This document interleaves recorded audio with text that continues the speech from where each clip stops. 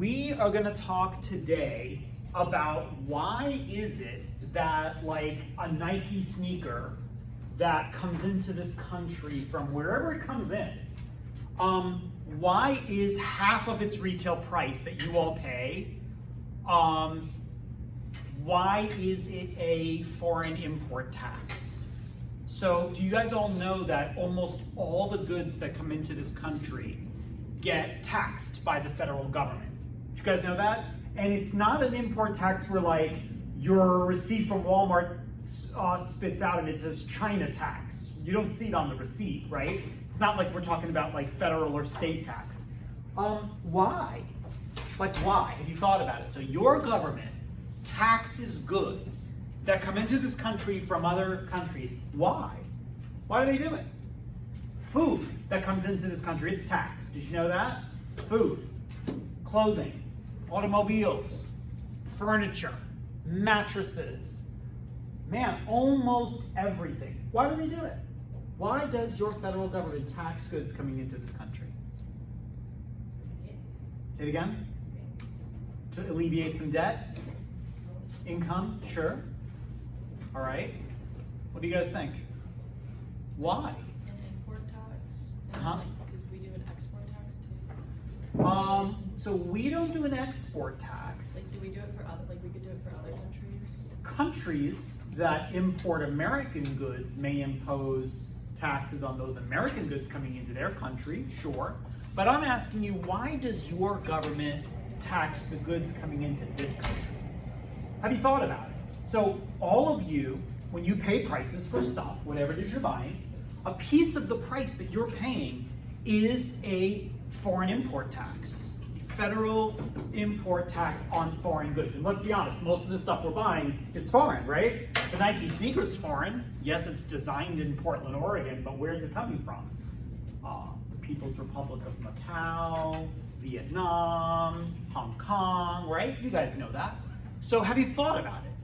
A good chunk of the price that you're paying for your goods is an import tax because that product comes from another country. Okay, so I'll explain it to you in a minute or two, all right? So I want to talk to you guys about trade, all right? That's what we're talking about today, trade.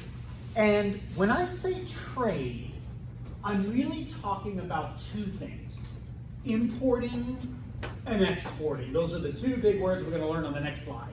Who knows what these mean? What does import mean? Yeah, from where? Good. So import means that the United States, companies in the United States are buying goods from other countries. That's an import, right?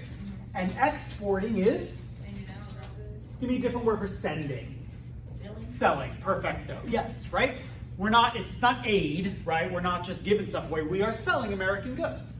And so we export. Okay, great.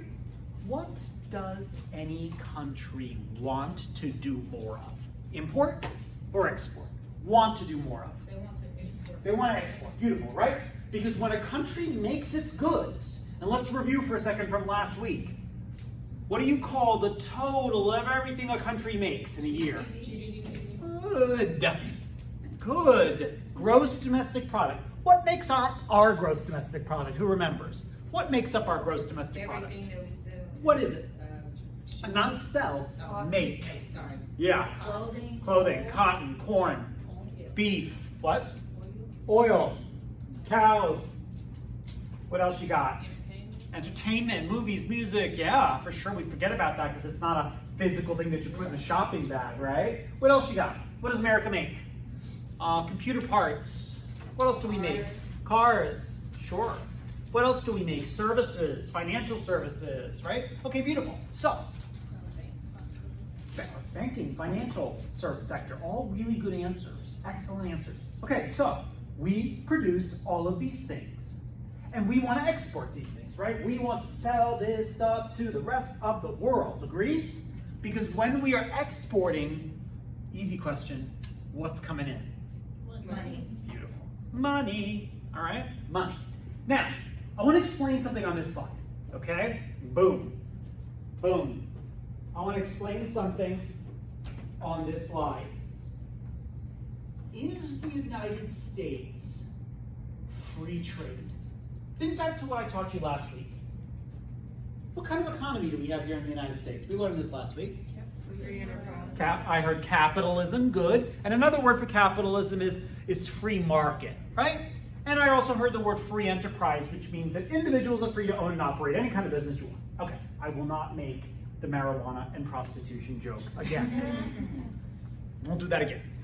All right, so, but I'm asking you a different question when we go back to blocking the door. Is the United States, viewers at home can't see, free trade? No. We're free market. Inside our country, you all are free to buy what you want, sell what you want, okay? But are we a free trade country? No. How many of you are sitting here saying, God, I think so. Like, how could America not be free trade? I think we are free trade. Be honest. Free trade? No. Is the United States free trade? Well, okay, so to answer that question, you have to understand what free trade means, right? What does free trade mean, Mr. Conti? I don't know yet. Okay, so in order for me to explain free trade, I need to explain to you the barriers. What's a barrier? The barriers to trade. What's a barrier? Block, roadblock, right? Things that discourage or lessen. Okay, so there are three things that countries impose, here's a word, implement, another word, to lessen trade, to block trade, to discourage trade, to make trade go down. Let's talk about those right now. Actually, no, let's talk first of all about these two words that we've already talked about. Everybody good here? What's an import? Buying foreign goods. Beautiful. What's an export? Selling American goods to other countries, okay? Sure. To foreign places. Beautiful. Okay. Now, let me skip this for 1 second. The alligator, I'll tell you about that in 1 second. Because this is on my mind. I'll come right back to the previous slide. Barriers to trade. These are three things countries do to lessen, to reduce trade. First quiz question today. All right, so let's go over these. Tariffs. Look at this. I've given you a nice, easy, one-word definition for each of these bad boys. Love that. Tariff is a tax. Now let me ask you a question. Almost all goods that come into this country are taxed. Your United States government imposes a tax on those goods. Here's my question. What goods are not taxed? What goods that come into this country from another country, from a foreign country, which foreign goods are not taxed? No? Livestock? No? What else? Well, people are, thank God, knock on wood, no longer, right? People are not sold. What goods are not taxed? And by the way, if you meant services are taxed. Foreign services are taxed. Oranges are taxed. Bananas are taxed. Mattresses are taxed. Nike sneakers are taxed. Clothing is taxed. Cotton is taxed. What is taxed? What's not taxed? What goods that come into this country do not get a tariff placed on them? Okay, hold that thought. You don't know yet. Because you still may not understand why your country is taxing these goods. Let's move on. A quota. A quota is a limit. So you can't just import an unlimited number of like Korean cars into the country. There's a max. Did you guys know that? There is a max to the amount of oranges that can come into this country from South America. A max to the number of avocados that can come in from Mexico. And there's a max to the number of Nike sneakers or any rubber-based footwear product that comes in from another country. A max. Okay, same question. What goods are not quoted? Any ideas? Okay, you're still not ready to answer the question. That's okay. And then the third word is embargo. That's a ban. There are some goods that cannot come into this country at all. Your government says ban, embargo. Example, I'll give you an example of this one. Any product produced by a communist country. So the thing that should come to your mind really quickly is like Cuban cigars, right? Everybody knows Cuban cigars. Well, to be honest with you, it was Cuban anything, not just cigars. Nothing could come into this country from Cuba, period. Strict embargo. Why? They don't trade together? Why? They won't make any money. Why? Because it's communist, right? We do not buy goods from communist economies, and that's true of North Korea too. Okay? And things are starting to change with Cuba, obviously, as they embrace more of a democratic economy. Okay, so we need to answer a couple of questions that I'm throwing out there. One is, we still haven't answered the question, is the United States, I'm waiting for somebody to come in so I can block them, free trade? Are we free trade? Okay, so let me explain to you what free trade means, because you're going to need to know this later. Free trade means none of those. That's it. Free trade means none of those.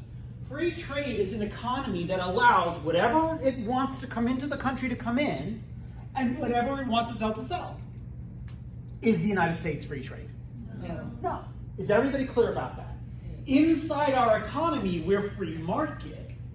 But in terms of global trade, in terms of exporting and importing goods, we are not free trade. Then what are we? Then what are we, Mr. Conti, if we're not free trade? We are protectionist, or we practice protectionism. What the heck are we protecting? What the heck are we protecting? Why does your government tax goods that come into this country? Why does your government limit goods that come into this country? What are we protecting? Think about it. It's kind of obvious. I hope. Maybe our own. Yes. So why do oranges get taxed when they come into this country? Because we don't leave a brother hanging. We produce oranges. Yes or no? We have a whole orange industry in Florida, right? Sun-kissed oranges in Florida. Why are avocados quoted? Why can we not just import all the avocados we want from Mexico? Avocados from Mexico. Because, apply the same logic, because California grows avocados, exactly. And why can't we import as many Hondas as we possibly would love to do?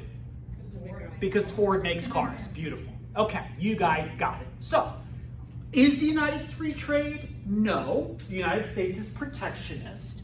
And what is it that we're protecting? American industries. Okay, now, take what you just learned and apply it to my question. My evening class was not able. Oh, they're going to hear this.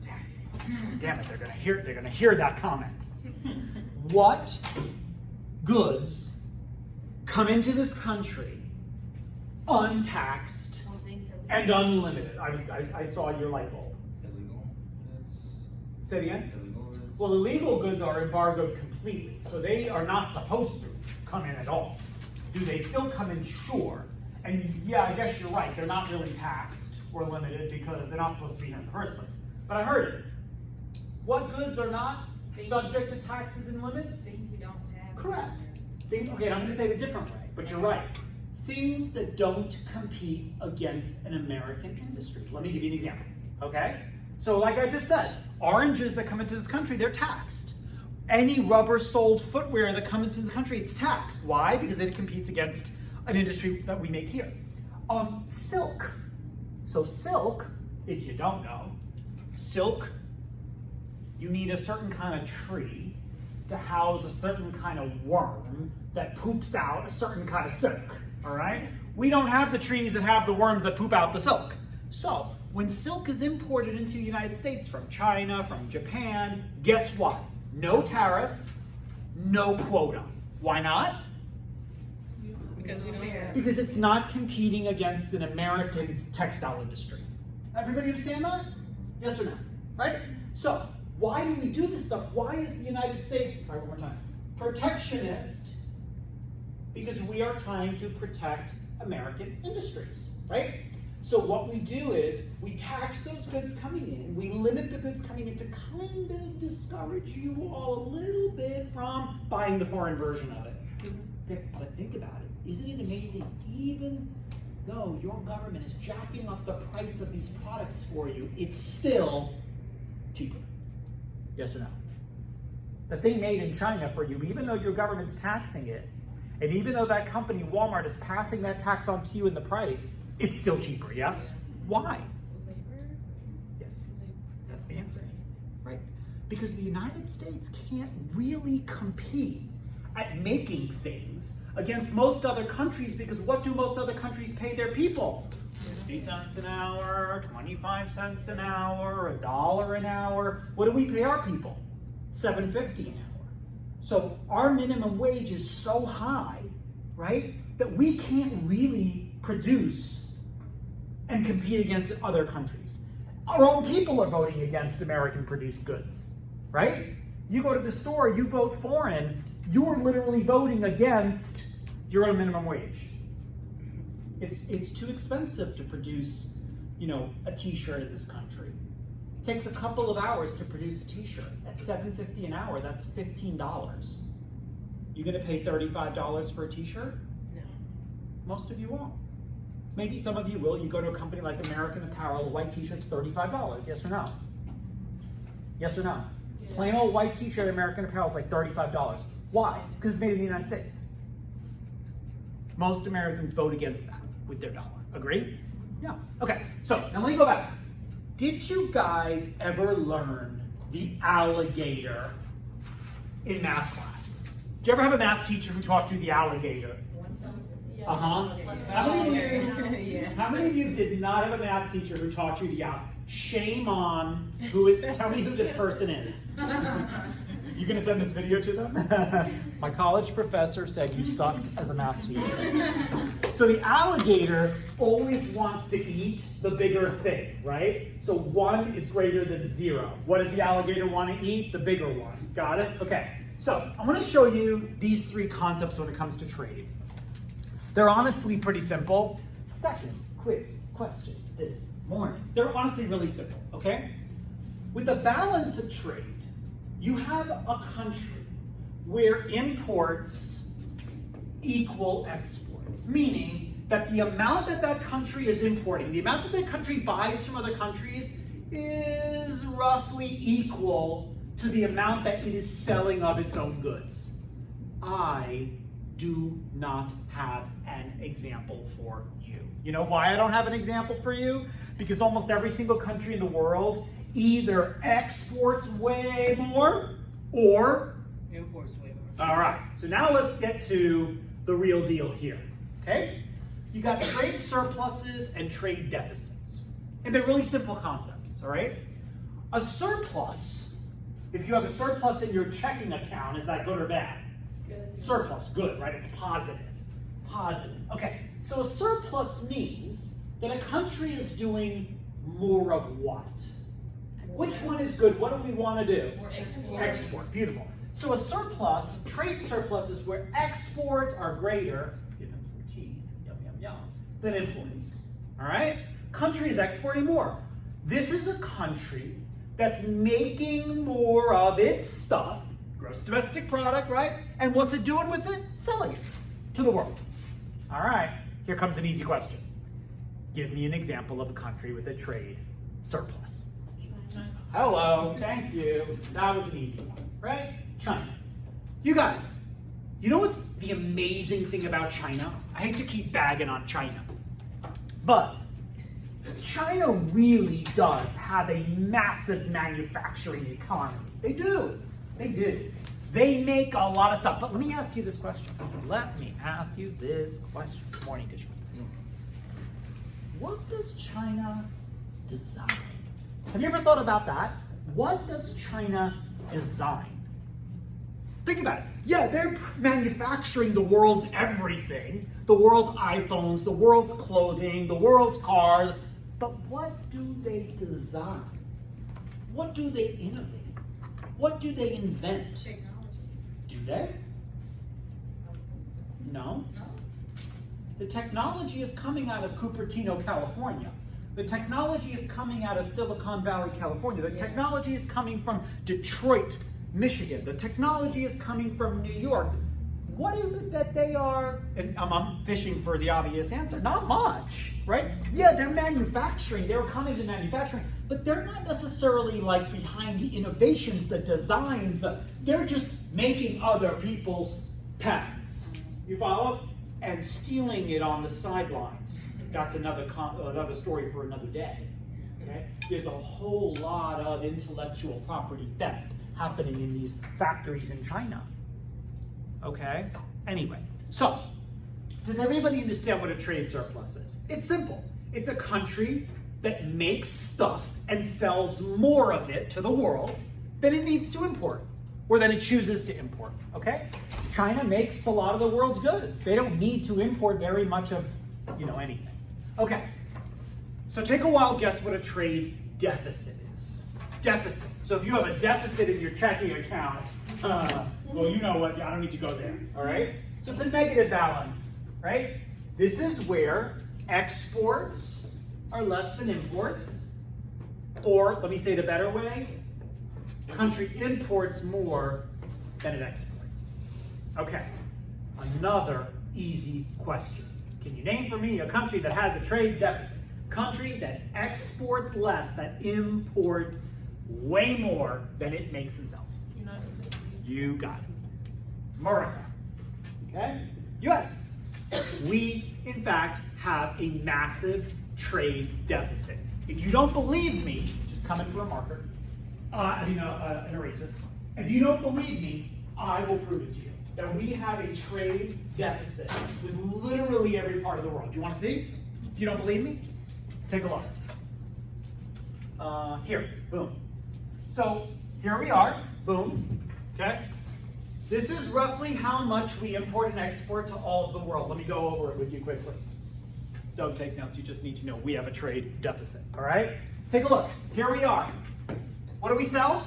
What are we for sale? What do we sell? Cars. Cars, cotton, Cotton, corn, oil. beef. What? Oil.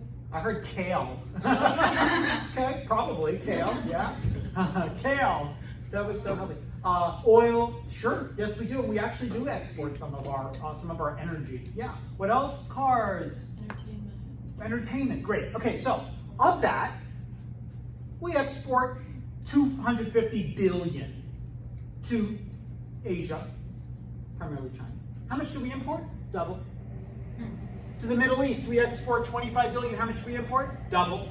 To Africa, we export 15 billion. How much do we import? Triple. That's your coffee. That's your cut flowers. That's your produce in your winter months. Okay? Europe, we export 216. How much do we import? A third more. And same with South and Central America. We export 71. We import a third more. Do you believe me now that when I say your country has a trade deficit with the entire world? Yes? We import more than we export. Okay?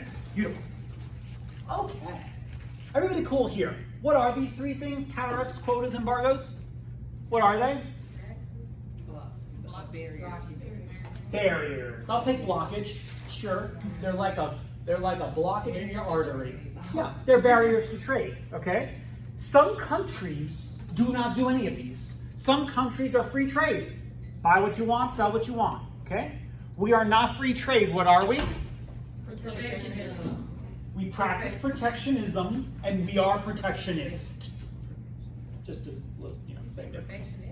Protectionist. Not perfection, believe me. This country ain't perfection. We are protectionist. What are we protecting? Our industries are beautiful. Exactly. Good. Our companies, our businesses.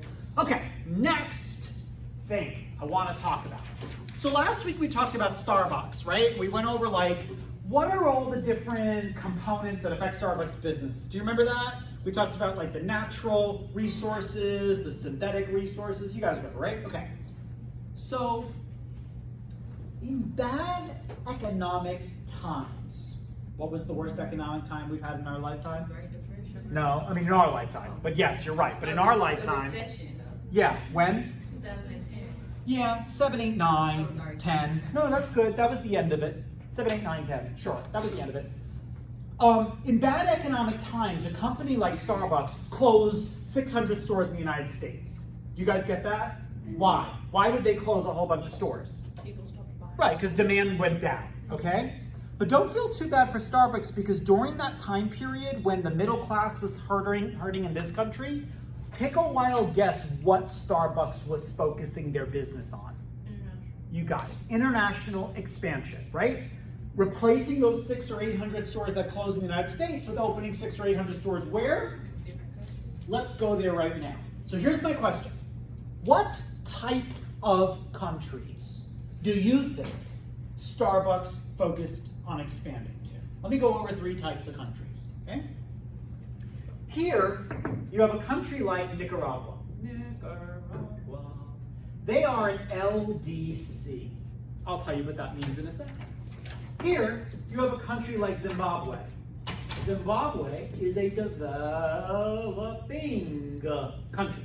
And here, you have a country like, I don't know, let's call it England, okay? England is a developed country. Okay, so question is, we're not ready to answer it, what type of country do you think Starbucks focused on an international expansion to during our kind of sucky, right, economic period? Okay, well, you're not ready to answer it yet. Oh, damn it, you got the answer right away. Okay, what does LDC stand for? Anybody know? Yeah, less developed country. What? She said company. Country, close enough. Less developed country. Write it down, okay? An LDC, a less developed country. So here's the issue with a country like Nicaragua. It's not that these countries don't have stuff. It's not that they don't have stuff. It's not that they don't have some kind of GDP. A country like Nicaragua has fertile soil. It has agriculture. Write that down. Okay? These countries generally have agriculture. They can grow stuff. But then why are they less developed countries? People is good though, because people is labor. People are labor. Honestly, they probably are free trade. They're probably dying to export. You know? And they need to import because there's many industries they're not in. These are countries that don't have manufacturing. So they have to import. They have to import stuff because they don't make a lot of things. Not saying they don't make anything, they make things, especially agriculture, but they have to import. What is the issue with these countries? Any ideas? They do not have infrastructure. Write that down. No infrastructure. What's infrastructure? Buildings, roads, tunnels, electrical grids, internet, reliable internet. What business can thrive without reliable internet these days? Man, nothing. Not Starbucks. Nothing. Shit, you get to the window and you order your drink. There's a computer making that happen. You get that, right? I need my stars, okay? I go order my drink, I want my stars. You better scan my app and give me my stars. You all know what I'm talking about, right? So, less developed country, right, has agriculture, but they don't have infrastructure, so what can't they do? It's the name of this chapter, or the first couple slides. What can't they do? Trade. Give me the specific word, I heard it. Export, beautiful. They can't export, right? They cannot export their products. And so if you have a country that's not fully realizing an ability to export their goods, what don't they have coming in? Say it like Cardi B. Money. Money. Right? You have an economy that's closed off from the world's wealth. Why? Because you haven't built your infrastructure to be able to export your whatever, bananas. We'll talk more about bananas later. Okay, done. Zimbabwe. Zimbabwe is a country in Central Africa, has one of the biggest cities in the world, Harare. Harare is the capital of Zimbabwe. A side note, my best friend in college was from Harare. I have a funny story about that, but I'll leave it for not on YouTube, okay? There was a marriage proposal involved. But, Zimbabwe. Okay, so they are a country that also has agriculture. They have agriculture. In fact, you know what? A lot of your cut flowers that you find in your grocery stores, almost year round, probably comes from a country like Zimbabwe or one of the Central African countries. That's kind of cool. You don't even realize it, right? By the way, do you all ever really need to think when you're in the grocery store? Do you ever really need to think about what season are we in? Like, let me ask you this question. Can you buy an apple year round? Yes. Can you buy an orange year round? Can you buy a banana year round? Can you buy Cheez-Its year round? Yeah. Yes or no? Yes. Well, how is that possible if wheat only grows certain times, if oranges only grow certain times, if bananas only grows? How is it that we have a seasonless, year-round grocery store throughout our whole country? Import. The answer is very simple. Because we import, right? We can stock our food supply year-round because we import. Because countries in the southern hemisphere have us opposite summer than we do, don't they? So they can grow things what we can grow things. Okay, you guys understand that. So, let me finish this though. Developing country, they have agriculture just like less developed countries, but what do you think they have? You got it. Make my life easy. Infrastructure. Infrastructure. Does that mean? Infrastructure. They have infrastructure, right? So what does that mean again? They can build. They can have roads. They have electrical grids. They have internet. So what can they do with their agriculture? Okay, but I have to add one more thing to this. So they have infrastructure. They can export, but I have one more thing to add. These countries oftentimes move beyond agriculture. Just like the United States, we've moved beyond agriculture. Our economy is not based on agriculture. None of you are studying to be farmers, right? No. So these countries have also added, because of their infrastructure, because they can build and they have technology, what do you think these countries are also doing? Besides agriculture, besides exporting agriculture? Yes, beautiful, beautiful. Manufacturing. They're making stuff. Let me tell you something. How many of you have a cell phone? It's not a stupid question, right? You guys all have a cell phone, yeah? There are raw materials inside your cell phone, like copper. You don't even know it, okay? Cannot make your phone work without these raw materials like copper. They come from Central Africa. Do you know what these countries are good at doing? Producing this raw material that's naturally occurring and exporting it to the world because the world is in desperate need of it to run our phones and everything on our tablets. Okay. Some of the fastest growing economies in the world from a gross domestic product perspective are countries in Central Africa. And a lot of it has to do with the demand for these raw materials that they have, not just flowers, but things like copper. All right? Okay. Remember my question. United States, United Kingdom, Western Europe, Canada, Mexico. Man, I used to talk about Mexico as a developing country. Mexico is a developed country. Do you all know Mexico has the third largest city in the world? Mexico City. It's 3 times the size of New York. Do you guys know that? We think of Mexico as like, beaches. Mexico is a developed nation with a developed economy, with big cities, with industry. Okay, so these developed nations, they are not agriculture, and they're not manufacturing. Do you agree? The United States, we're not a manufacturing economy. Yes, we make stuff. You just rattled off the things we make. But that's not the basis of our economy. What is the basis of our economy? What? But that's my question. What do we sell? Services? Yes. That's it. Services. Developed nations are generally service-based economies. What kind of services? Everything from information technology to financial sector services to data to even entertainment services. We're a service-based economy. Okay? We primarily don't make things. We primarily sell things that are service-based. Okay, now answer my question. Which country? Starbucks closed 800 stores, 600 stores, let's call it 700 stores, in the United States during a bad economic time period. Where'd they go? Where? I heard England. They didn't go to England. And I'll tell you why they didn't go to England. They're there already. Yeah. And you know why else they didn't go to England? Because there's enough competition there of other companies that are already there. Where'd they go? Developing nations. And I want to add just one last thing to this and we'll move on. Developing nations have something that these countries don't have. And you know what it is? A growing middle class. Write it down. Developing nations create middle classes. And you know what middle class does? Buy. Yes. Yes. Middle class creates demand. There isn't going to be a massive demand for a $5 cup of coffee in a country like Nicaragua. Yeah, there's a wealthy class in Nicaragua, yes, but there isn't enough of it for demand.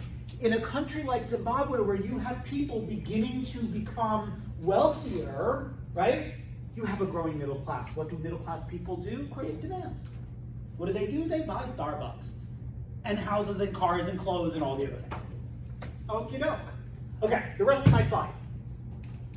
Let me set up the rest of my slide before I show you, okay? Anybody in here, sitting here during this lecture right now, thinking to themselves, okay, we're here to talk about import-export. Why don't we just shut our borders? Why don't we just depend on all American? And why don't we stop this bullshit of taxing goods that are coming in? Why don't we just force everybody to buy all American? Anybody here thinking that? Or you don't want to admit it? Didn't we try that? I don't know, not in my lifetime, okay? And I'm going to explain to you why it's not possible, okay? Why it is not possible for us to just close our borders, all right? There's really 3 reasons, and they're pretty simple. The first reason is, I have news for you, it's going to hurt your feelings. We don't always invent everything. Bomb dropped. You think every new pharmaceutical that is some kind of great scientific advancement, you think it only comes from the US? No. Do you know how many times that Mexico is far more advanced on cancer treatment than the United States? And our federal government through the FDA takes so freaking long to test and approve a new invention, a drug? And meanwhile, people are dying. And so people are going to Mexico to get certain treatments that don't exist here. Okay, so that's number 1. I'm just going backwards here. We don't produce everything, right?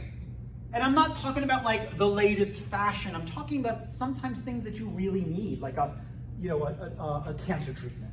Okay, so that's number 1, innovation. I'll go up to the top. So you guys told me it's going to rain today. Yeah?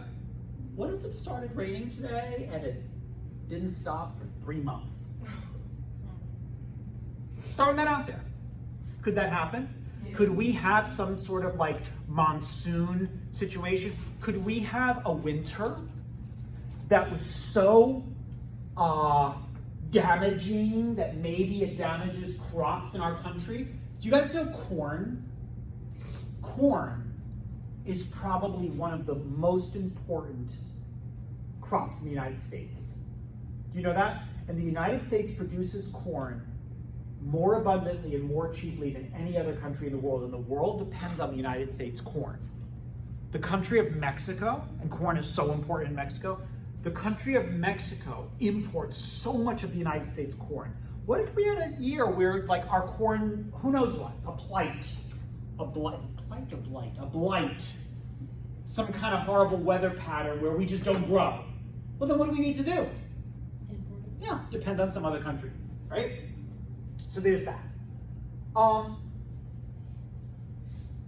then the other thing is like, what if the United States has another time period like 2008 and 9, where demand for goods and services really get hurt, typical Americans are not spending, and then all of a sudden, every American company is solely dependent on you all. How did Starbucks fix its problems during bad economic time here? They moved. Right. They didn't physically move, Yeah. but they expanded, right? They took a little bit of the reliance and the dependence off the American economy, and they started to depend a little bit more on other countries. Get it? Okay, so next time you hear an argument about close the borders, we should just be, it should be an insular American economy. It is not possible. Do you understand that? From a weather perspective, from an innovation perspective, from an economic perspective, it's not possible. Good? All right. Questions? Questions? All right, cool. Okay, I want to explain to you, I'm going to go back to the example I was making about corn, So I just told you guys, nobody makes corn cheaper, faster, quicker, better than the Midwest United States. Does it make sense for another country to try to start their own corn industry? It'd probably be cheaper to buy it. From us. Agree? Okay. That is the concept of absolute advantage that I want to explain to you now with a quick 1-minute video. But let me just give you a definition so you can get it easily. A country, when it's making things, okay, if it has the absolute advantage, it makes that thing quickest, cheapest, bestest, quickest. I said quickest twice. Quickest, cheapest, fastest, best. How about that? Okay? A country that produces something the least expensively, the best quality, they have the absolute advantage. And that's another reason why countries trade. It doesn't always make sense for a country to make everything. Mexico is such a good example. Mexico can make so many things cheaply, but it cannot match the United States' ability to make corn. So what does it do? It imports corn from us. Okay? Okay, show you just a quick example of this. It compares two countries, but you now understand what absolute advantage is. It's the country that makes the thing the cheapest, quickest, best, fastest. Where's my mouse? To explain why countries trade, we must look at a little economic theory. The first concept we'll consider is called the theory of absolute advantage. If a country has the absolute advantage in the production of a good or service, it means it's the most efficient producer of that product. In other words, if all countries use the same inputs in their production process, this country would be able to make more, better quality products than all the others. Let's construct a simplified theoretical example to illustrate the point. Imagine for a moment that we live in a world where there are only two countries, South Africa and Japan. Now, both countries have differing capabilities to produce two products, wheat and DVDs. Now, over a certain time period, South Africa can either produce 55 bags of wheat or 11 DVDs, using all their resources. Japan, on the other hand, can either produce 18 bags of wheat or 72 DVDs, using all the available inputs that they have. So, knowing that each country must choose how to allocate its resources between the production of these two goods, does it make sense for South Africa to produce any DVDs? Yes, now? No. No? How many say yes? How many say no? The answer is no. Japan is obviously much more efficient in the production of DVDs than South Africa, while South Africa is much more efficient in the production of wheat than Japan. But both countries need both products, so it makes sense for South Africa to provide Japan with South African grown wheat in exchange for DVDs made in Japan. If each country concentrates on producing what it's naturally good at, if they specialize in that good, both countries can then trade with each other and end up with more of both products than if they tried to produce it all themselves. Everybody understand? Absolute advantage? It's the one country that produces it the most effectively. Good. Okay. Questions so far? How are we doing? Good. Struggle is real this morning? I understand. I understand. Okay, let me ask you this question. How many of you guys have ever visited another country? Where'd you go? I went to Canada, Jamaica. Nice. Yeah, that's the only two countries I've been to. Beautiful. Okay. How many been to a Caribbean country? Where'd you go? Nice. Beautiful. I've been to Belize. Beautiful, beautiful island. Beautiful island. Where you been? Cancun? Mexico. Yep. I go there every Christmas. It's my Christmas place. What else? Where'd you go? Have you been to Canada? How many been to Mexico? How many anybody been to Europe? Yeah, where'd you go? Nice. Oh, somebody in my evening class went to Germany too. Lived in Germany actually. They were Army. Were you in the Army? My dad was in the Army. Sweet. Yes. Awesome. Beautiful. All right. So what do you all do when you go visit another country? What do you do? Currency exchange. Okay, yeah. And maybe not. You can go to another country and just use your credit card, so you never have to touch their money, right? So isn't it amazing, like we live in such a cashless world right now that you kind of takes the fun out of it. Like there's something fun about when you're in another country using this, like, it always looks like fake to us, right? Like play money. But okay, so that's where I'm getting at. But you don't necessarily have to do currency exchange. You could just use your credit card, right? But what do you do? When you go to another country, what do you do? Shop? What do you buy? Souvenirs, maybe clothes, maybe like whatever that country's known for. What else do you do? Go to sightseeing. Sightseeing, pay for tickets to things or tour, you pay for tours, yeah. What else do you do? Eat, totally, right? What do you eat? Airport. Yeah, although some of these dumbasses that go to another country and they're like, I want McDonald's, right? Like, okay. Could have stayed at home for that, right? But okay, whatever. Great. Okay. My point is that you all, those of you that have gone to another country, you are a small reason why American dollars would leave our economy. And I'm not saying that in like a bad way. I'm not. But you're a small reason why money flows out. Okay? And just like you all are a tourist and go there, we have tourists that come here. Yes? And so what do? They spend their foreign money in our economy. And they're a small reason why money comes in to our economy. Do you understand that? Okay. That's like a drop in the bucket. Okay? The big reason why money leaves our economy is because companies like Walmart buy. Yes?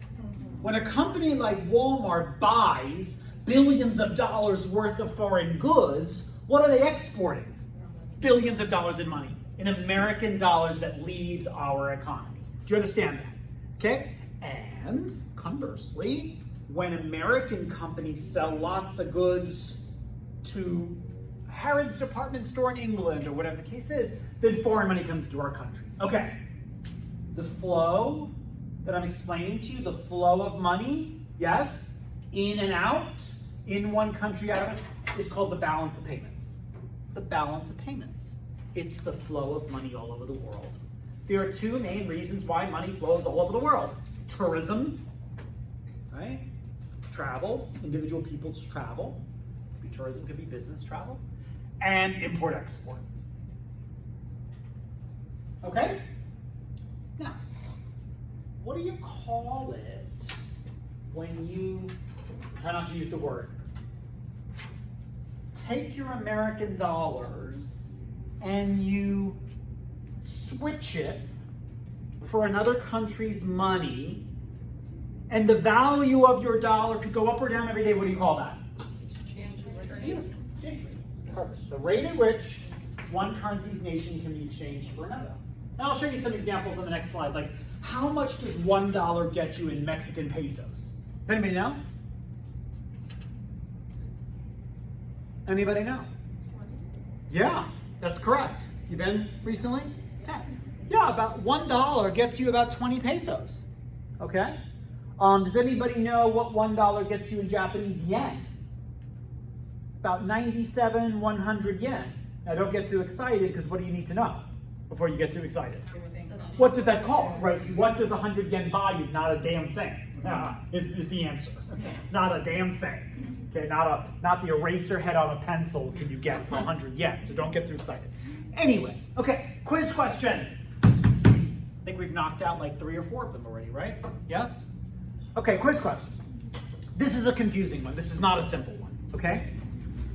When our dollar is strong, when the dollar is strong, when $1 gets you a lot of pesos, a lot of euros, a lot of yuan, that's Chinese money, okay? Is that good or bad? Hold on. Well, you got to know for who. For you, it's great, man. You go to Mexico, you go outside of a resort, you got, every dollar is 21 pesos. It's great for you, right? Man, you can buy lots with your dollars. Okay, but that's not what I'm asking. I'm asking, when the dollar is strong, is that good for our economy in terms of what we want to do? Remind me again, what do we want to do? How in this chapter? We want to export. We want to make American things, whatever that is, cotton or services, technology services, Facebook. Remember Facebook, how does Facebook make its trillion, I think it is trillion now, dollars? How does Facebook make its $1 trillion? Ads, correct. That's it. It's so simple. They want to sell ads to the world. Yes? They want tons and tons of foreign companies to buy up ad space on Facebook. Okay? That's how they make their trillion. Is a strong dollar good for that or bad for that? Think about an American company like Coach. They want to make bags, they want to sell bags to foreign department stores and specialty stores. Is a strong dollar good or bad? Correct. Correct. Great for you. Go buy your dinner at the Eiffel Tower. You got lots of money. It's bad. Do you understand that? I'm going to explain it to you. When the dollar's strong, thank you for saying no, because that means 10 other people think no too.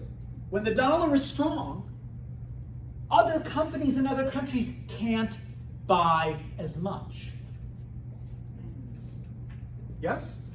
If you're a maker of something here, and the dollar is really strong against another country's economy, they can't buy as much of your stuff. They cannot afford as much of your stuff. I'm going to say the opposite way. When the dollar is weak, when $1 only gets you 10 pesos, or 5 won, or 70 cents euro, then guess what those countries can do? They can afford to create a lot more demand for American goods and services because the dollar is cheap. Okay, now let me give you one last example and then we'll move on, but I want to make sure you get this question right on the exam, on the quiz. China, I know, I'm like bagging on China all day today.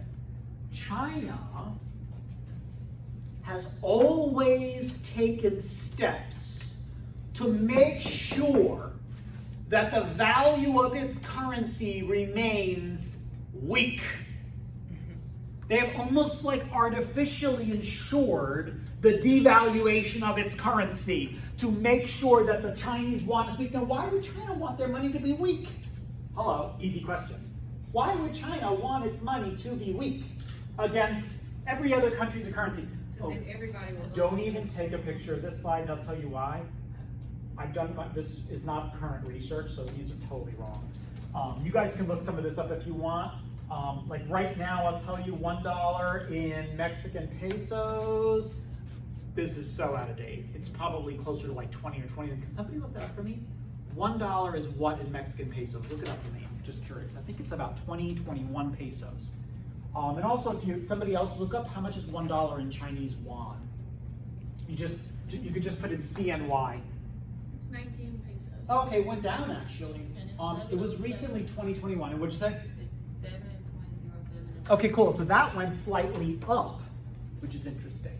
Which means that the dollar is slightly stronger than the last time I pulled this information. I don't know when I did this, a little while ago. Shame on me, I didn't update this slide. But my point is that China wants to deliberately keep the value of its money weak. Why? Why? You're not far off. Why does China want its money weak against other countries' currencies? Right. So that it can flood the world with cheap products, right? So that the world can afford to import Chinese products. It purposely manipulates its own currency to make sure that the value of its currency stays low. Sucks to be a Chinese citizen traveling, doesn't it? Because their money is weak against pretty much every other country's currency. Okay, does everybody understand I'm just gonna go back, what an exchange rate is? It's simply what one money's worth in another money. And it changes every day. It literally changes. You could go to Mexico tomorrow and your money is worth something a little bit different from the next day. And it usually doesn't change drastically, but it does change. Okay? Good. Do we understand why a weak money is good for exporting, is good for helping the balance of trade? No? Okay. So, remind me your name? Katina. Katina, I'm going to sell you this today, and today this thing is going to cost you $1. How many would you like of these? Great. Tomorrow I'm going to sell you this, but tomorrow this thing is going to be worth $10. I'm going to sell it for $10. How many would you like of it? Great. Okay. So when your money buys you more, you're going to buy more. And when your dollar buys you less, you're going to buy less. Okay. So when $1 is really, really strong, you, foreign country, whoever you are, yeah, you're not going to buy as much. Why? Because your money is weak, right? When my money is weak and I'm doing the selling, you can buy a lot more. You see? So strong dollar, exports go down. Weak dollar, exports go up. Do you all like my dancing money? You like my dancing money? So when the currency rises, it makes it weak? Correct. Okay. When the currency rises, when the value of a country's currency rises, exports go down. Just like if you walked into a store and the prices went up, what are you going to do? Well, would you say walk out? Sure. You listen. Sometimes, like when my favorite restaurant, like the entree that I always order, all of a sudden, like, why is it more money? I might not order it as often. Right? We buy less. Same thing with other countries. Okay. So technically, we want a weak dollar because that means we can export more. That means American companies can produce more and sell it. One more time, what happens when American companies produce more and sell? Oh, come on. GDP goes up, more jobs, wages go up, unemployment goes down, people spend more, you all get the cycle. Okay? Beautiful. Okay. Oh, I wore my pants today for this slide. I did. Put these pants on this morning for this slide, all right? So, this slide is about let me use a different word. How can American companies go overseas? How can they? Like, if Starbucks wants to open a store in Zimbabwe, how can they do it? Have to ask Zimbabwe? It depends. I don't know. In some countries, that's probably the case. They have to have like governmental approval. And in other countries that are free trade, you can just go and open your store. No bureaucracy, no red tape, no government involvement. And I don't know. I don't know what Zimbabwe's situation is. Although had I married the Zimbabwean, I probably would have known because her father was in the government ministry. Anyway, so I want to talk about I want to talk about like 6 different ways, but there's 4 on this slide, okay? Let's start right here, because I'm wearing Uniqlo pants. Do you guys all know Uniqlo? Yes or no? No. No?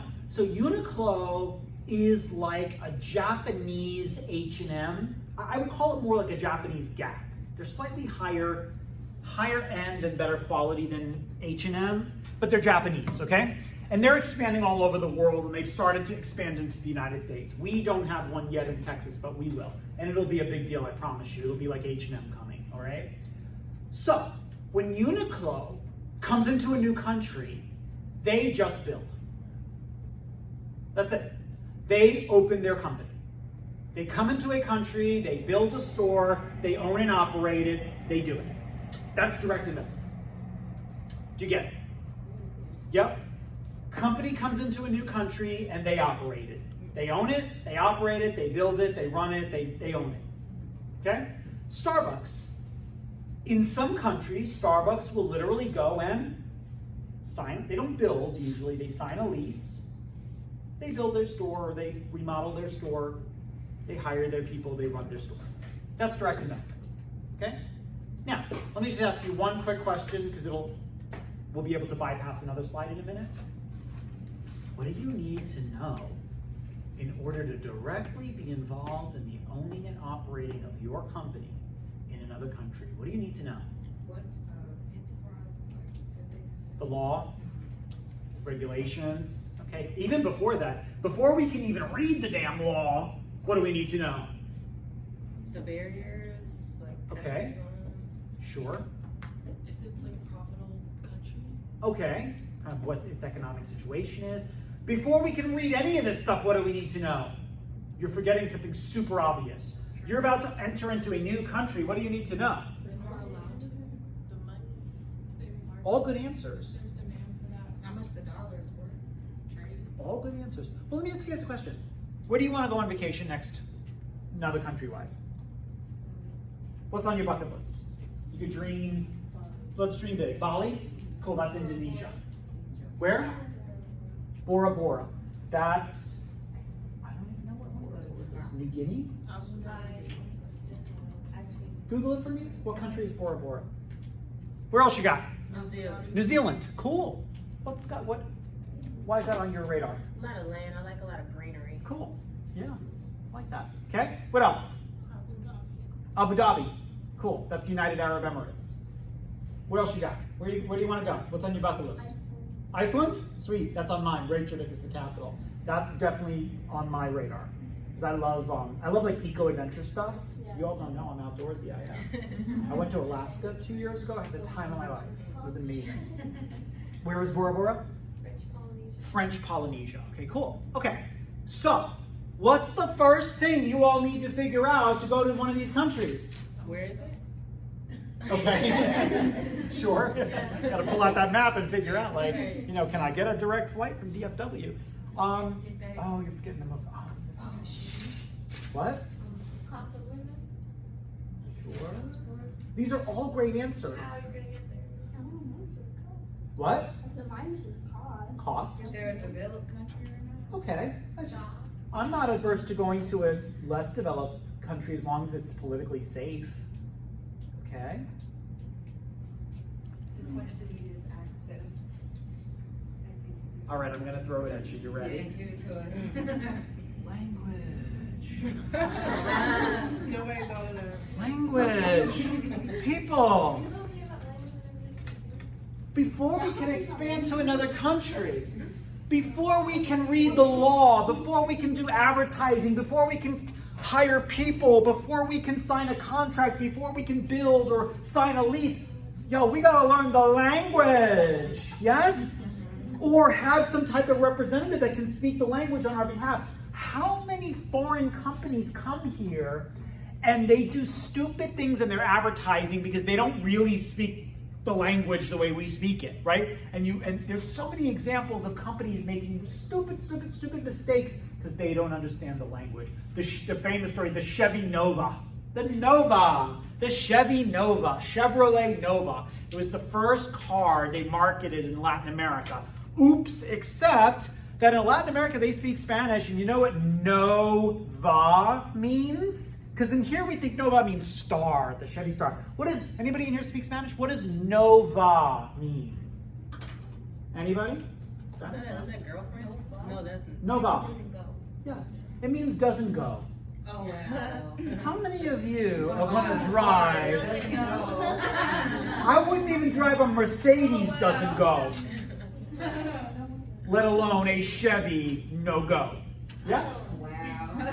So when we're involved in direct investment, man, we've got to learn the language, the laws, the customs, sometimes the religion. Sometimes the religion plays a factor in doing business in the country, right?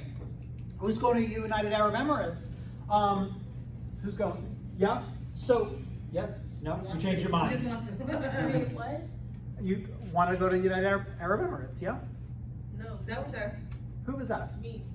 Oh, gotcha. Like, Where was your country? Iceland. Iceland. UAE. Cool. So, alcohol, very scarcely available. Yeah? There's lots of places where you'll need to cover your head. I mean, there's the things that you need to understand when you're operating in another country's culture. Okay? Anyway, that's direct investment. What are we doing? Owning the business in that country. Owning and operating. Okay. Most companies say, too complicated. Right? That's too many moving parts, too complicated. Okay? So, let's go this way. We'll go up.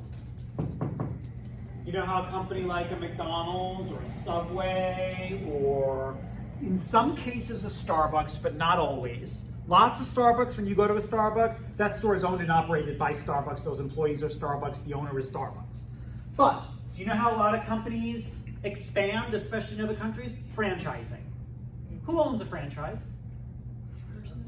Yeah, a local owner operator. They are paying a corporation for the right to own and operate a piece of the business, okay? You better believe that's how McDonald's and KFC and even Walmart, which is interesting. Walmart's in our United States, they're all owned by Walmart. When you see a Walmart in China, that is a franchise. That is a local Chinese owner operator buying the right to operate that Walmart. Do you understand what franchising is? Okay, this one's going to confuse you. Licensing. So when you see Walt Disney products in another country, those are not manufactured by Walt Disney. They're made by another manufacturer who is paid for the license to make that product. Let me give you a better example. How many of you guys wear fragrance? How many of you wear a fragrance? Am I wearing a fragrance? Yeah, I'm wearing Joe Malone today, I think. What do you guys wear? Burberry always. Okay. Oh, so next week in my fashion history class, I'm getting ready to teach about World War I. And in World War I, the fighters in World War I fought in trenches. Okay, they dug these trenches so that they can fight and shoot. And do you know who invented the coat that the military people wore inside these trenches to keep them warm and dry? It was a Burberry coat? Yes, Thomas Burberry. He invented the trench coat. Why do we call it the trench coat? Because the fighters in the trenches wore this new long coat. It was Thomas Burberry. Did I know that? How about that? History. Little random Jeopardy action. Alex Trebek is gonna die, you guys. Don't. He is. It's any day now. Oh my God. Stop it. I know he's trying to find somebody to replace him. Super sad. Any day now. Anyway, Deshaun's like, well, where's this going? What am I asking? I don't even know. Lost track. Don't even know. Oh, what kind of perfume do you wear? Yeah. What fragrance do you guys wear? Let me hear. Marc Jacobs. Kim Kardashian. Okay. Okay. Chanel. Mm-hmm. What else you got? What do you wear? None? Okay. It's some concoction I make in my witch's room. Bath and Body Works. Cool. All right. I can promise you that nearly every single designer name you just named is not made or manufactured by that designer. I can almost guarantee it. Almost guarantee it. You know how I know? You know how I know that Chanel is not making that bottle? You know how I know Givenchy is not making that bottle? You know how I'm positive I know that Kim Kardashian is not making that bottle? Because none of those companies are glassmakers, chemists. No, they don't have that expertise. So what are they doing? Mr. Conti, it says Marc Jacobs on the bottle. What kind of bomb are you throwing at me now? It's a license. There is a third-party manufacturer paying for the right to market that product to you under a brand name. That's a license. And that's how a lot of goods that are American make their way into foreign markets because of licensing agreements. A foreign company will pay for the right to make that good under a brand name. Do you understand the difference between franchising and licensing? And franchising, an individual owner operator is doing what? Paying for what? Licensing, they're paying for the name too. But in franchising, what's the local owner operator paying for? A piece of it to operate. The right to operate a piece of the business.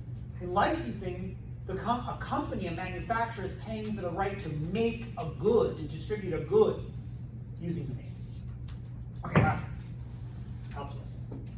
Outsourcing is simply where a company, Nike's in the news lately, Nike is about to put the final nail in the coffin of any American manufacturing left. They are exporting the final American jobs overseas. Nike is ensuring that 100% of its products are not made in the USA. Okay? Because what's his name? Steve Knight doesn't have enough money. Can't keep some jobs in the United States.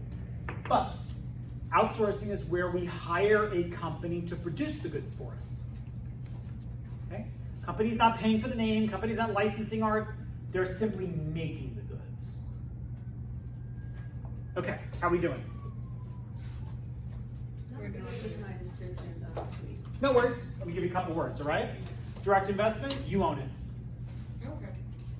Franchising, local owner-operator owns it.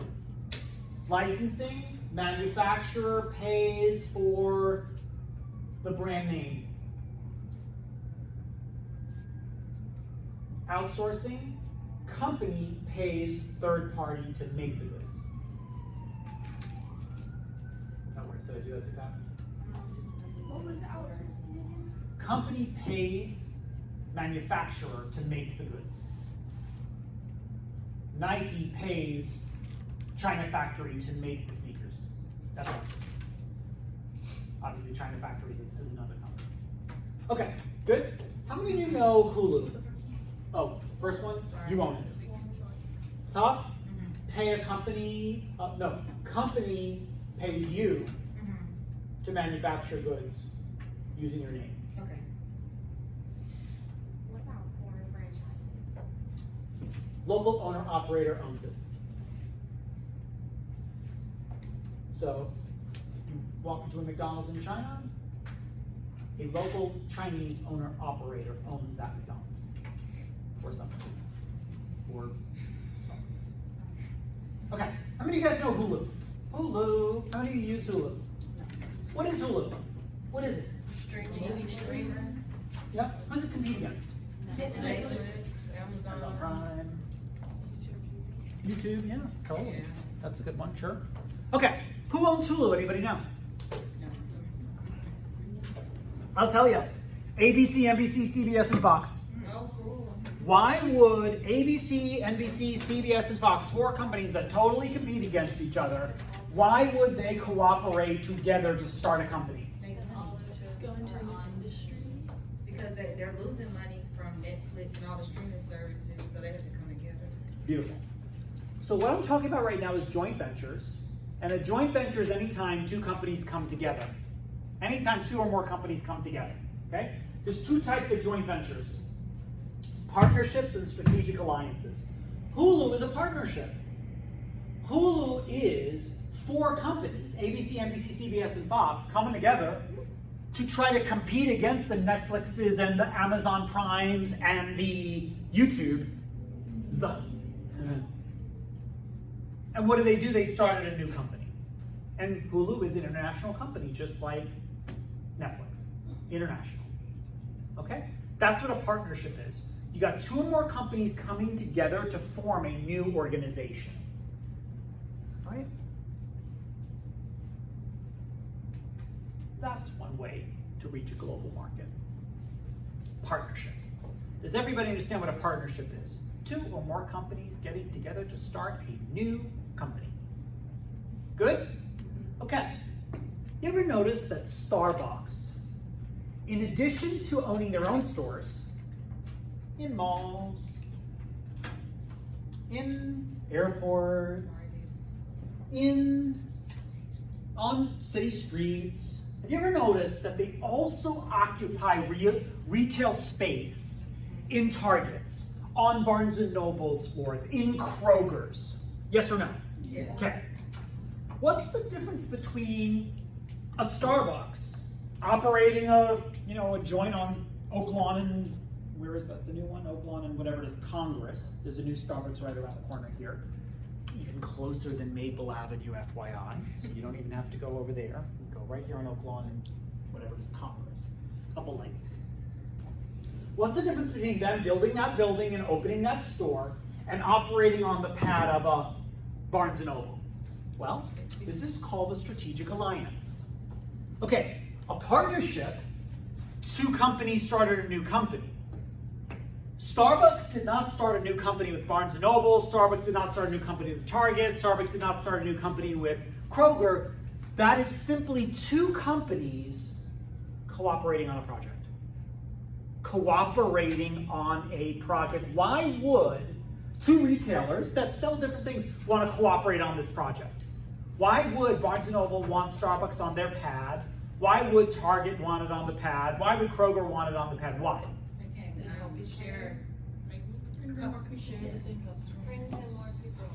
Good. Because you can buy Starbucks and shop. Great. And then it introduces Starbucks to people who like aren't aware of it.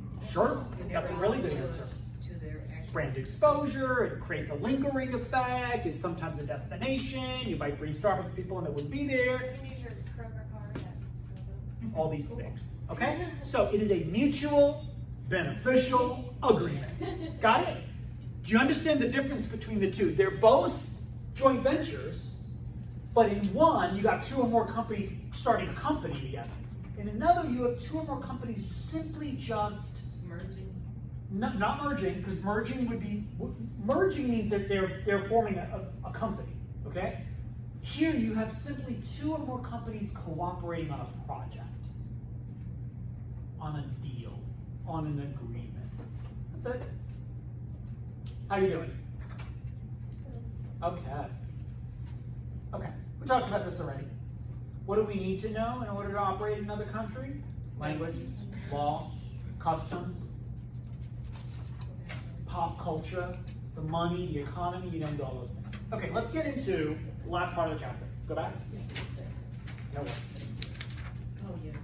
Last part of the chapter, but really important for our exam. Okay? I am going to teach you now. Everybody good? Tell me when I can go on. Good.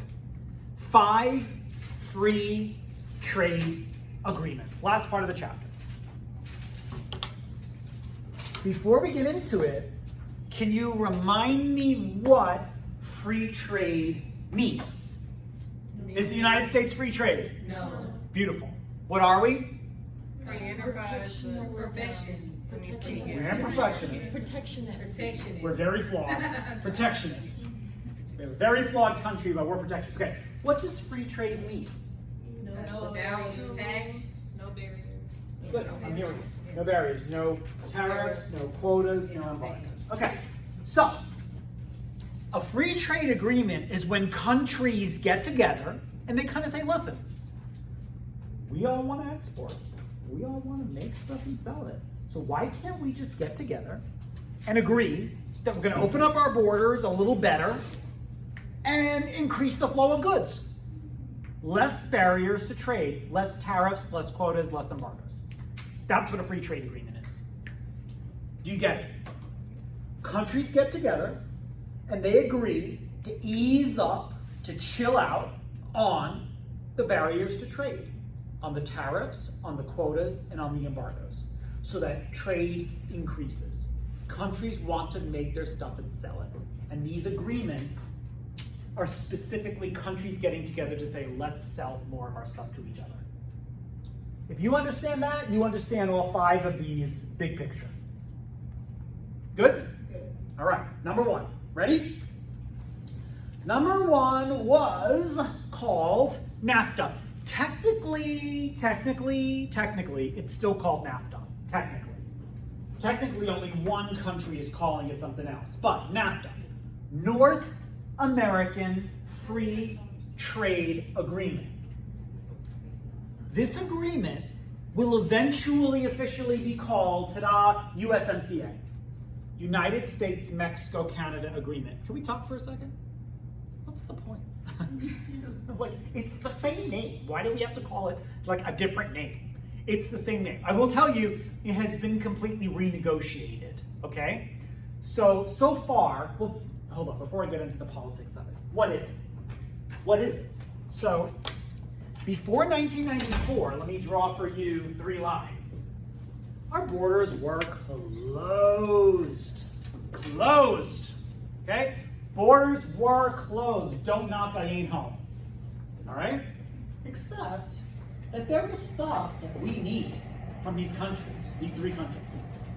For example, avocados from Mexico, corn, United States, I don't know what corn looks like. And anybody going to be the scarecrow next week? Anybody? No? I don't even know. Okay. I have my costume ready. I'm just warning you all. I will be lecturing in my costume next week. Good luck taking this seriously. All right? And you know what we need from Canada? You know what the number one thing we need from Canada is? Guesses? What? No? Maple syrup? We have it in Vermont. Honestly, the best maple syrup really comes from Vermont. US of A. Buy American. What do we need from Canada? Take a look out the window.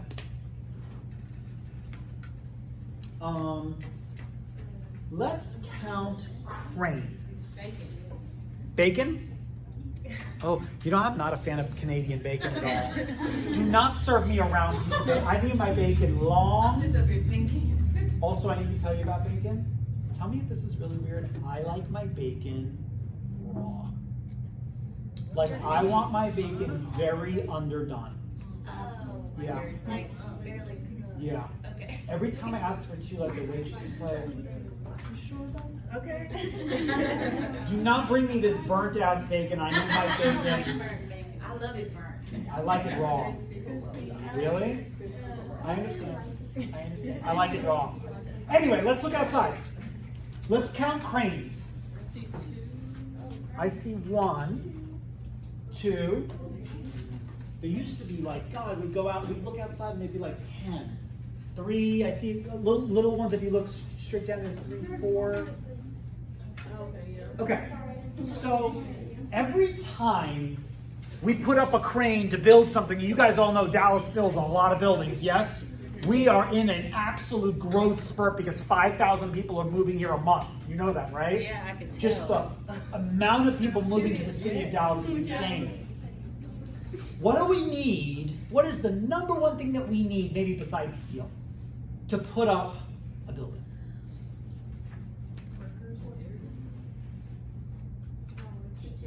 Concrete, cement.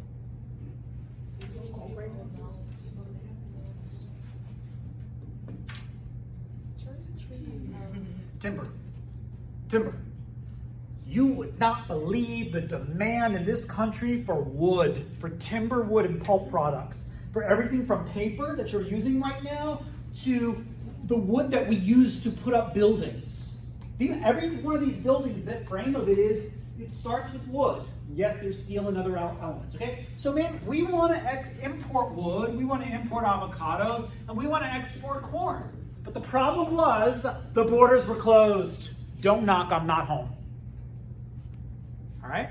So President Clinton and President Vicente Fox, and I don't even know who the Prime Minister of Canada was back then, I don't remember, got together and they said, listen, why don't we sign a deal to open up borders so that goods, and by the way, people were involved in this too, so that goods and people could flow freely, or more freely.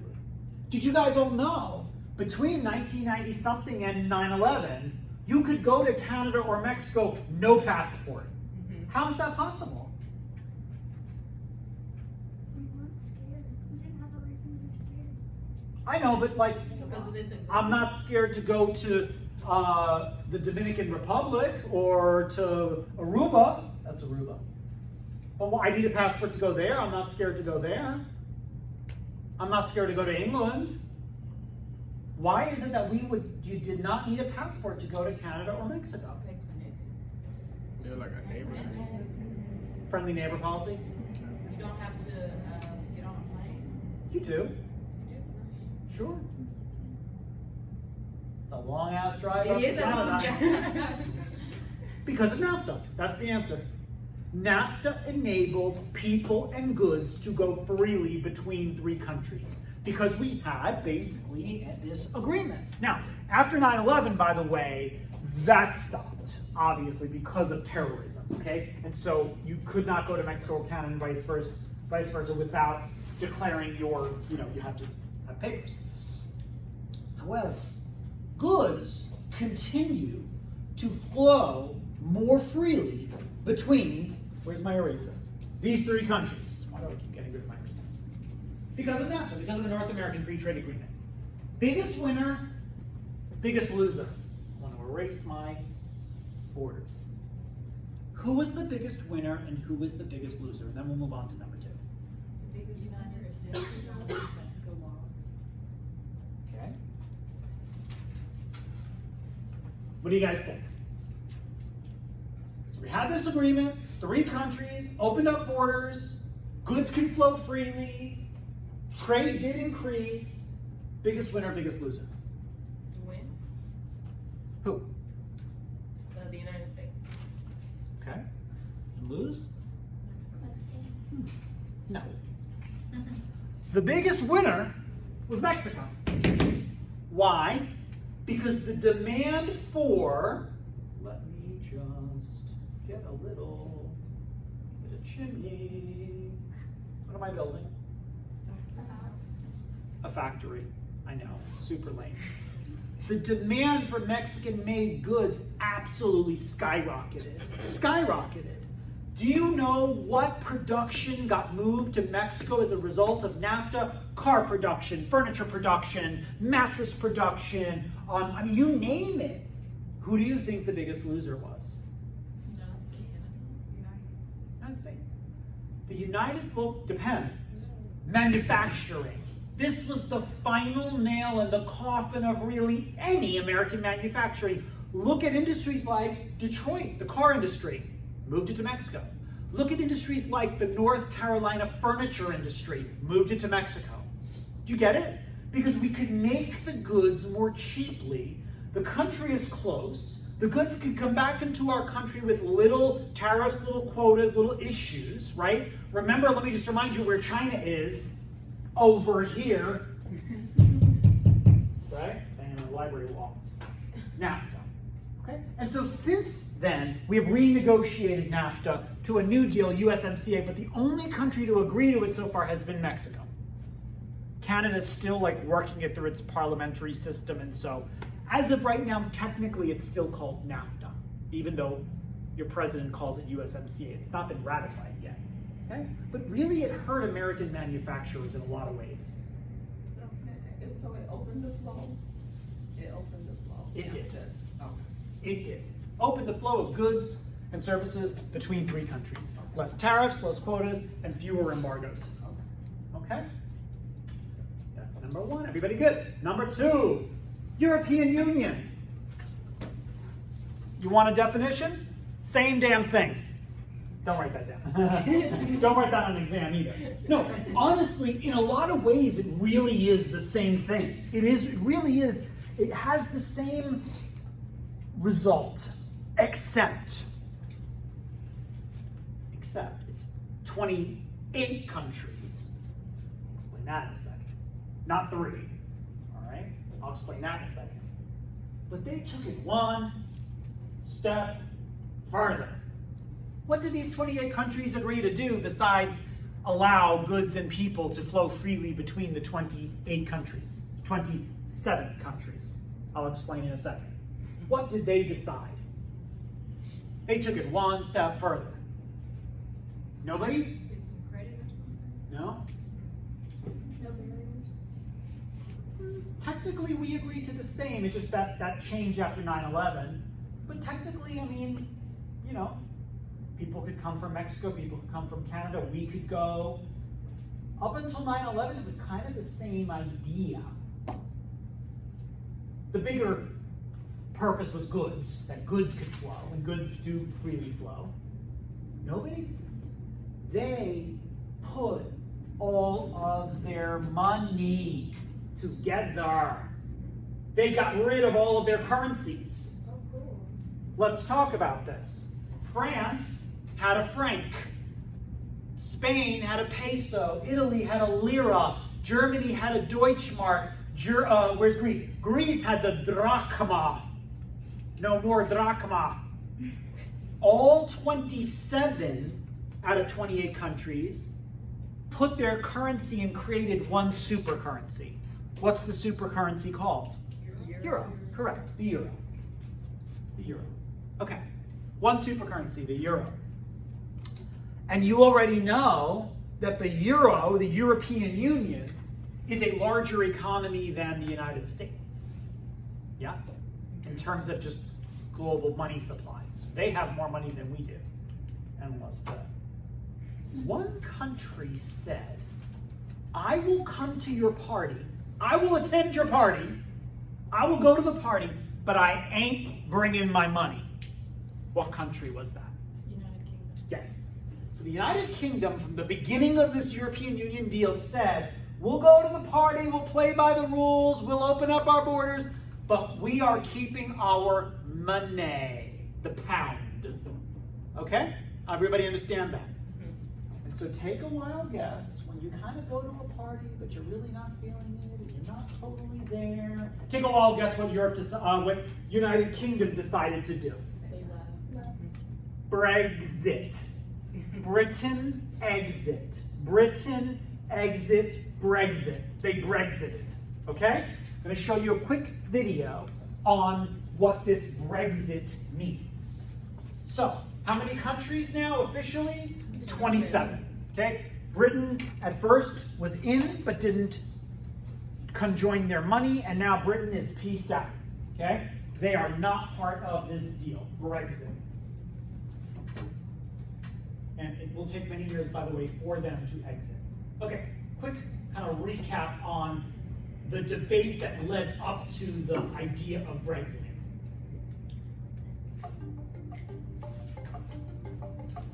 Britain and the European Union may be in for a messy divorce. Britain's exit, or Brexit, from one of the world's most powerful trading blocs will happen if Brits vote to leave in a national referendum on June 23rd. Polls show the Brexit vote could go either way. So here's how we got to this situation. The camp that wants to leave the EU are the so-called Eurosceptics. They kept the UK from adopting the euro when it was launched in 1999. Nowadays, they're more worried about the surge of immigration. The UK gets about 500 people added to its population every day. Since EU citizens have the freedom to live in any country they choose, leaving the bloc is the only sure way to stem the flow of people. Arguing to stay in is Prime Minister David Cameron. He negotiated new terms to the UK's EU membership, including some reassurances for London's financial industry and the right to restrict welfare payments to migrants. He says a breakup would be an economic disaster. Europe accounts for nearly half of UK exports, and he says a Brexit would create a decade of uncertainty for financial markets, investment, and the wider economy. The debate is whiplashing markets and has sent the pound tumbling. Now, here's the argument. Those pushing for a Brexit say the EU has morphed from a free trade zone into a superstate that's eating away at Britain's national sovereignty. The vote will likely come down to two issues: the economic risks of an exit versus concern about a flow of immigrants that can't be stopped. Whichever way the vote goes, Britain's long love-hate relationship with the EU will rumble on. Okay, so does everybody know that the dude who was the mayor of London was really pushing for Brexit? His name is Boris Johnson. He is now the Prime Minister of England. Yeah. Okay, so he is the leader of England, and he is pro-Brexit. So he is kind of ushering Britain out of the European Union. Okay, so no harm done to the money because they kept their money, but they are leaving the whole political system of the European Union, closing their border. Understood? Okay, that's number two. Number three. Number three is the Association of Southeast Asian Nations. Okay, so I always say this wrong. I think it's 10 countries, but we'll watch a video in a second to double check that. Although feel free to Google it. I think it's 10 countries. Let me look at my map. 1, 2, 3, 4, 5, 6, 7, 8, 9, 10, 11. 1, 2, 3, 4, 5, 6, 7, 8, 9, 10, 11. I still feel like it's 10, but maybe it's 11. Okay, what is the Association of Southeast Asian Nations? So this one is technically the oldest trade agreement, all right? And here's how this one got started. So you guys know, like, corn is a really important dietary component of the American and Canadian and Mexican diet. Rice is a really important component of most of these countries' diets, except that rice does not grow in every one of these countries. Do you know how rice grows? Like in the water. Yeah, so it actually grows on the sides of mountains And they do create these like marshy wetlands, and the water kind of goes down the side of the mountain. Okay, I'm teaching you really random stuff today. I don't know why. But that's how rice grows. And only certain of these countries, like the Philippines, has the mountainous region to grow the rice. So what do you think a country like the Philippines wants to do with its rice? Say the word again. Export, right? They want to export. So this agreement, a lot of years ago, 50 years ago, got started really with the intention of a couple of countries wanting to export its rice, a really important dietary thing, to the rest of the countries in the region. That's what Association of Southeast Asian Nations is. Now let me tell you one last thing. This agreement, this cooperation between 10, 11 Asian countries has made it really one of the big economic superpowers of the world. Just like the European Union. You guys, any one of the European Union's countries alone, let's look at them real quick. Go back just for 1 second. Any one of these countries alone, maybe with the exception of Germany, would it really be all that important? To be honest with you, no offense. Okay? Germany is an economic powerhouse by itself. But the rest, not really all that economically significant. Put them together and you've got more money than the US has, right? And that's true here too. You put these 10, 11, anybody Google it? Association of Southeast Asian Nations, we'll find out in the video in a second. You put these 10 or 11 countries together and they're like the 6th most important economic cooperation in the world. Okay, let's watch a quick clip on Association of Southeast Asian Nations. Think about Southeast Asia and you're likely to think about beautiful beaches, street food, and even traditional architecture like this. But here's the economic reality. This holiday destination has emerged as a leader in global growth and is being courted by all the major powers, especially the United States and China. So how did a group of emerging economies draw the attention of the superpowers? That's where ASEAN comes in.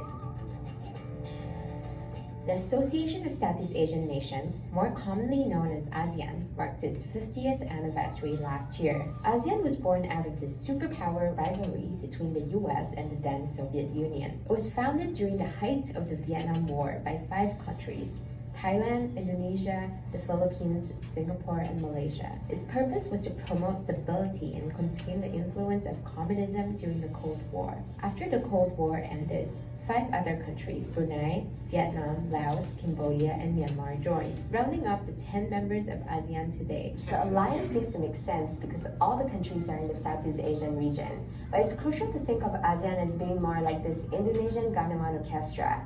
Everyone plays a different instrument. For instance, Indonesia represents nearly 40% of the region's economic output, while the GDP per capita of Singapore, the highest in the 10, is 24 times higher than that of the lowest, Cambodia. But as a group, ASEAN is a powerhouse. It's the 6th largest economy in the world, on par with the United Kingdom and ahead of France and India. It's poised to be the world's growth engine, as ASEAN countries like Vietnam and the Philippines boast phenomenal growth rates. Last year, ASEAN's growth reached a 5-year high of 5.2%. The group's fast growth has drawn interest from businesses. Put it up there. But that is Association of Southeast Asian Nations, cooperation between how many countries? 10. All in Southeast Asia. Okay, next, number 4. Yes? Up to 4? Yeah. Yes? Okay. So 4 was called the TPP, Trans-Pacific Partnership. The word trans means across, and the word Pacific obviously means an ocean. I hope you know that. Take a look where all 10 again of these countries are. Chile, Peru, Mexico, Canada, United States, New Zealand, that one's for you, Australia, Singapore, Brunei, Malaysia, Vietnam, Japan, 12 countries. Where are they all? Pacific Ocean. Right, they're all on the Pacific Ocean. Everybody see that, right? So these are countries that are getting together because they want to increase trade across the Pacific Ocean. Okay, I want to tell you 2 really important things. Number 1, this is the first, or I should say this was, I'll explain that in a second, the first trade agreement the United States has ever had with the country of Japan. Never had a trade agreement with Japan before. We have never been free trade with Japan before, so this was going to be our big opportunity to get with Japan. Do you notice a country missing? A really important country excluded, not invited to the party, they didn't get an invitation. Say it. China. China.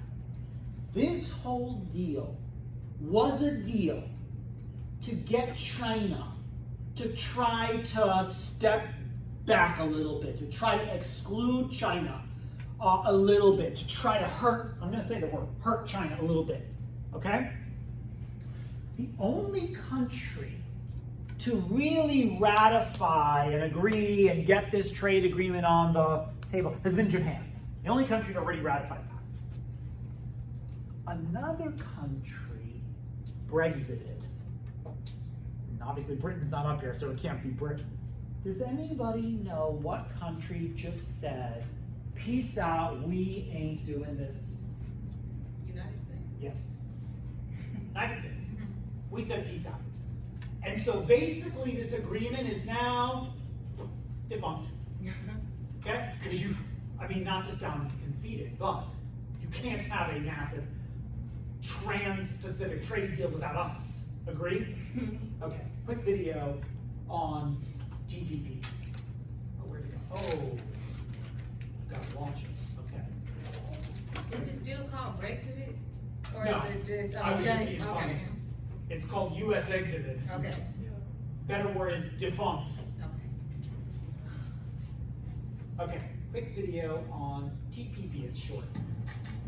We work really hard and we're kind of intense. We sweat, we bust our butt, and if I didn't enjoy what I was doing, I wouldn't be here. The benefits were excellent. I've never had full dental and vision and medical or any of that stuff, and I got that right out of the gate first day. It's a really trans-friendly company. My manager has been a really big advocate for me.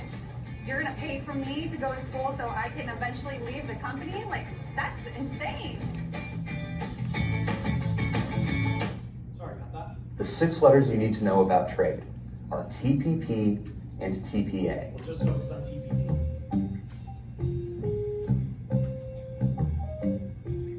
First up, the TPP, or Trans-Pacific Partnership. It sounds boring, and it's incredibly complicated, but get used to it. The Trans-Pacific Partnership is a trade deal that encompasses 40% of the world's economy. There are 12 of them total participating in the deal, but just as important as those 12 is the one that's not. China, our goal with China, we were talking about China and China inside of China. It was China. I'd much rather have our problems than China's problems. The deal is all about setting the rules on labor, the environment, economics around that Asia-Pacific region in a way that lets the United States have a lot to do with it and sort of prevents China from setting lower standards. Here's how complicated this deal is. On the pro-TPP side, you've got big business, congressional Republicans, and President Obama. TPP is good for American businesses and American workers. We will make the case on the merits as to why it will open up markets for American goods, American exports, and create American jobs. Opposing the deal is this sort of odd populist alliance between labor unions and Tea Partiers, as well as groups like Doctors Without Borders, and it's all led by liberal firebrand Senator Elizabeth Warren.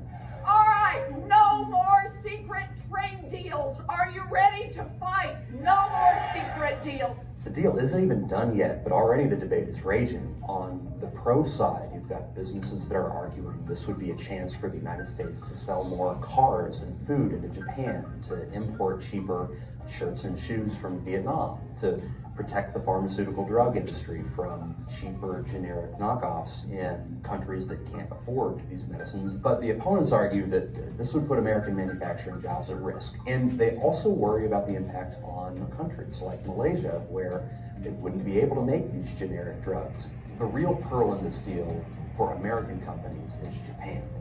The United States doesn't have a trade deal with Japan yet, and this is an opportunity to get one.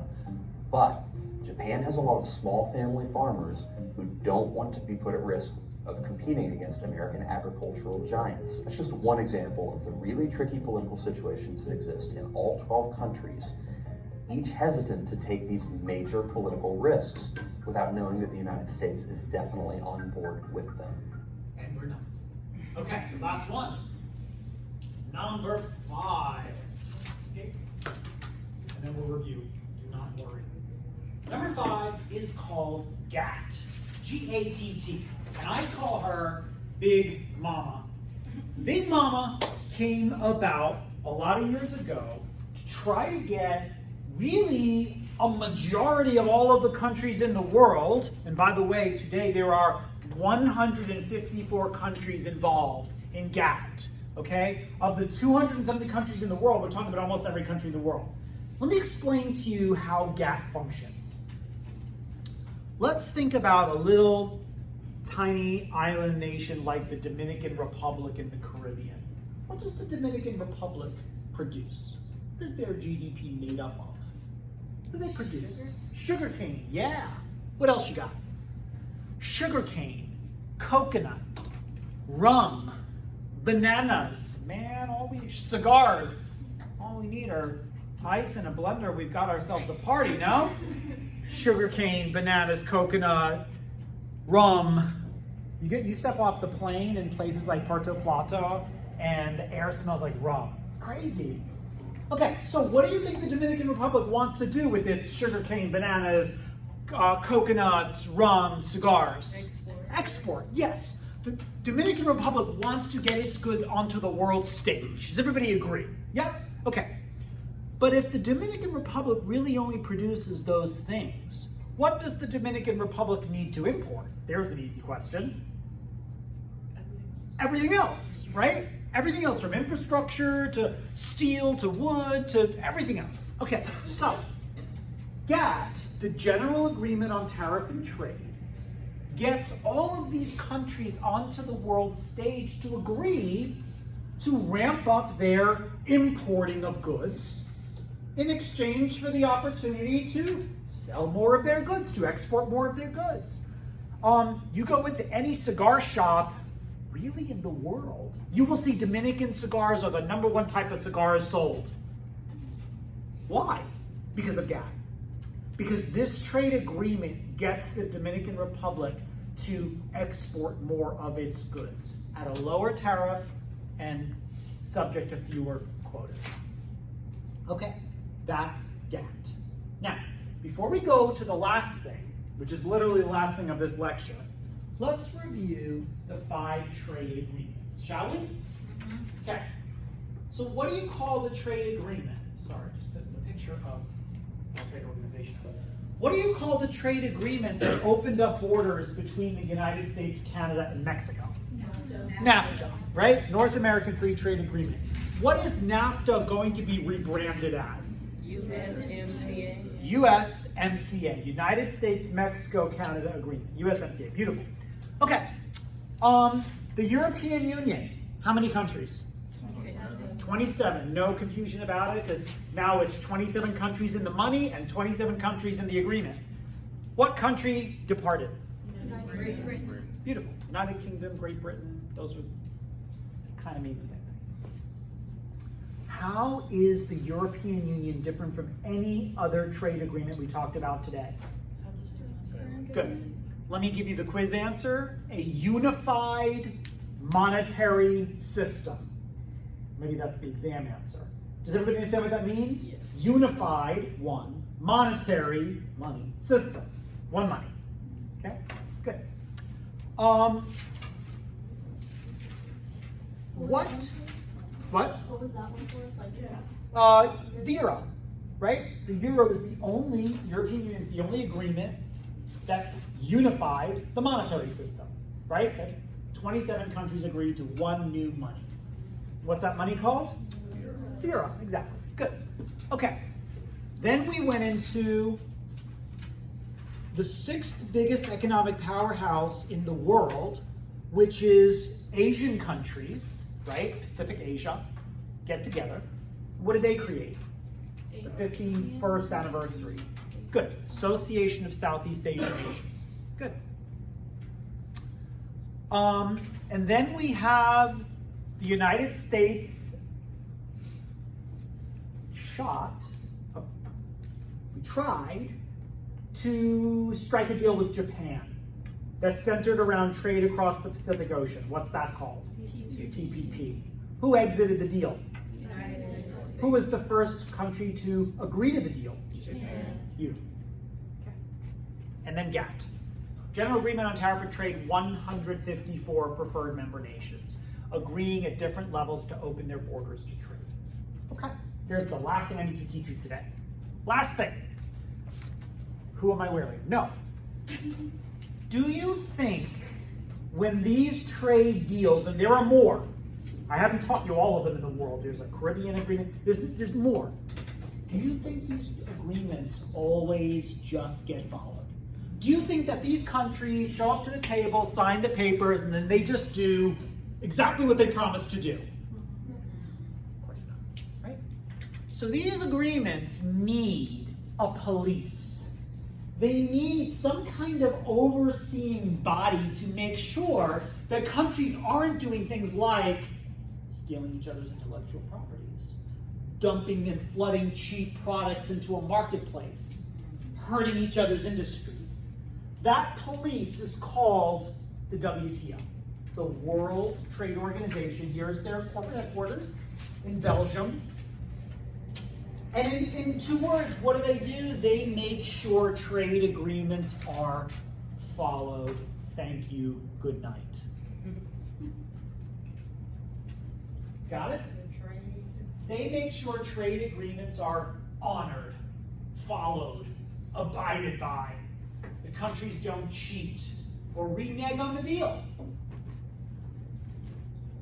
by doing things like flooding markets with cheap goods or not stepping up to the table with their imports.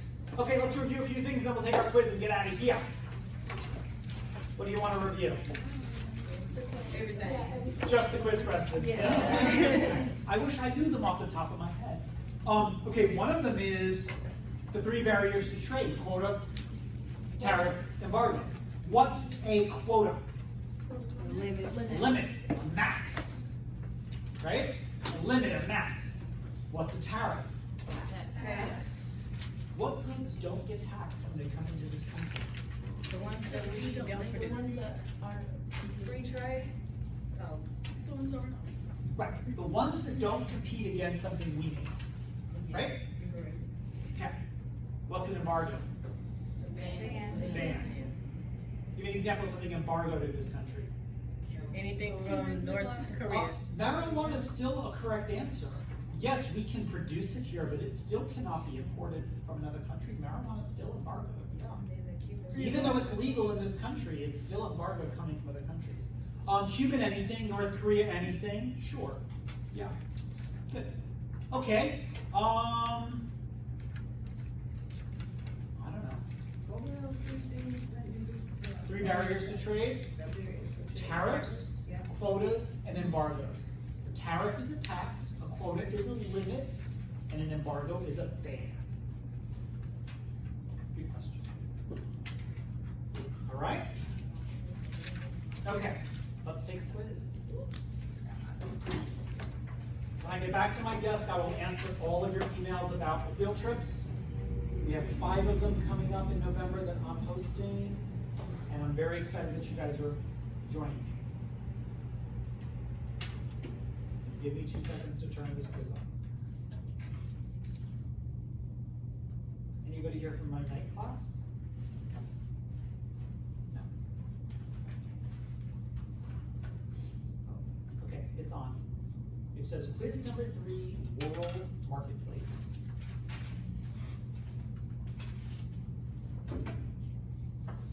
Holler if you need help finding it.